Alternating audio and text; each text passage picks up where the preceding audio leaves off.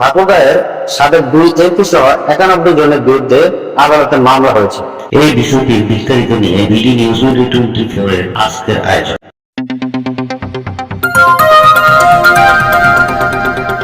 সোমবার দুপুরে জামায়াত নেতা মোহাম্মদ ফজলে আলম ওরফে রাশেদ বাদী হয়ে চিফ জুডিশিয়াল ম্যাজিস্ট্রেট নিত্যানন্দ সরকারের আদালতে মামলাটি দায়ের করেন। পরবর্তীতে অভিযোগটি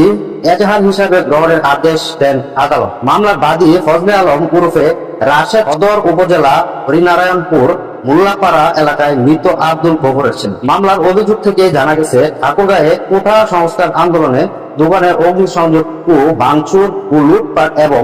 অগ্নিদণ্ড হয়ে 4 জন নিহতের ঘটনায় সাবেক পানি সম্পদ মন্ত্রী ও ঠাকুরগাঁও 1 আসনের সাবেক সংসদ সদস্য এবং আওয়ামী লীগের উপদেষ্টা মন্ডলীর সদস্য রমেশ চন্দ্র সেন, ঠাকুরগাঁও 2 আসনের সাবেক সংসদ সদস্য মাজাহারুল ইসলাম সুজন, জেলা আওয়ামী লীগের সাধারণ সম্পাদক দীপক কুমার রায়, সাংগঠনিক সম্পাদক জুলফিকার আলী ভুট্টু ও সাবেক উপজেলা পরিষদের চেয়ারম্যান ও সদর উপজেলা আওয়ামী লীগের সভাপতি অরুণাংশ দত্ত টিটু সহ মামলার এজাহারে 91 জনের নাম উল্লেখ সহ অজ্ঞাত আরো 200 জনকে আসামি করে চিফ জুডিশিয়াল ম্যাজিস্ট্রেট আদালতে মামলাটি করা হয় বলে নিশ্চিত করেছেন জেলা আইনজীবী সমিতির সাধারণ সম্পাদক এন্তাজুল হক।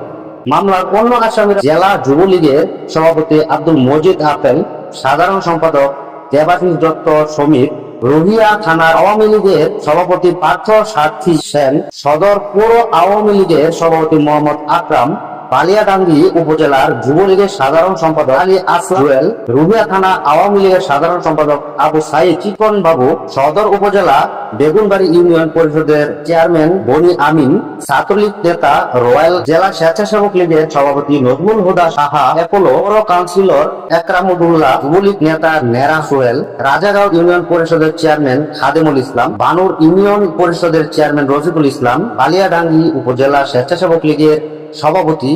মমিনুল ইসলাম বাসানী, ইউপি চেয়ারম্যান আকালুডুঙ্গা ও তাঁতি লীগের সভাপতি সাদেকুল ইসলাম সহ আওয়ামী লীগের নেতারা। জেলা আইনজীবী সমিতির সাধারণ সম্পাদক এন্তাজুল হক জানান, অগ্নিকাণ্ডে 4 জন নিহতের ঘটনায় চিফ জুডিশিয়াল ম্যাজিস্ট্রেট আদালতে একটি মামলা দায়ের করেছেন ফজলে আজম রাশেদ নামে এক জামায়াত নেতা। আদালত পরবর্তীতে অভিযোগটি এজাহার হিসাবে গ্রহণের আদেশ দেন বলে জানিয়েছেন।